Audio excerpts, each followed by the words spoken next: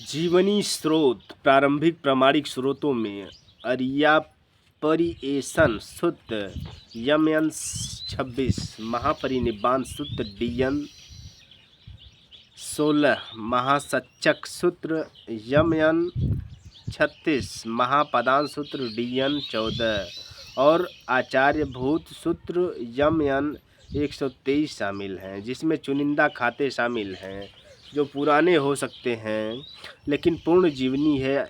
जातक कथाएं गौतम के बोधिसत्व के रूप में पिछले जीवन को बताती है और इनका पहला संग्रह सबसे शुरुआती बौद्ध ग्रंथों में से एक माना जा सकता है। महापदान सूत्र और आचार्यभूत सूत्र दोनों गौतम के जन्म के आसपास की चमत्कारी घटनाओं का वर्णन करते हैं, जैसे बोधिसत्व का तुसित स्वर्ग से अपनी मां के गर्भ में उतरना।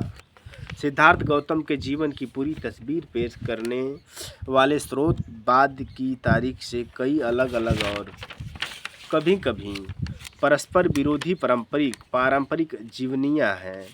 इसमें बुद्ध चरित्र, ललित विस्तार सूत्र, महावस्तु और निदान कथा शामिल है। इसमें से बुद्ध चरित्र सबसे पुरानी पूर्ण जीवनी है, जो पहली शताब्दी ईस्वी में कवि अश्वघोष द्वारा लिखी गई एक महाकाव्य कविता है।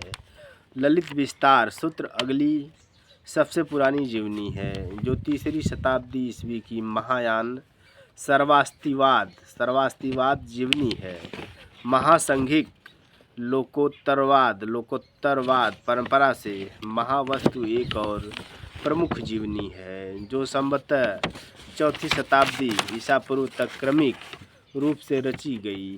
बुद्ध की धर्मगुप्तका जीवनी सबसे विस्तृत है और इसका शीर्ष अभिनिष्क्रमण सूत्र है और इसके विभिन्न चीनी अनुवाद तीसरी और छठी शताब्दी ईसा पूर्व के बीच के हैं। निदान कथा श्रीलंका में थेरवाद परंपरा से है और इसकी रचना बुद्ध घोष द्वारा 5वीं शताब्दी में की गई थी।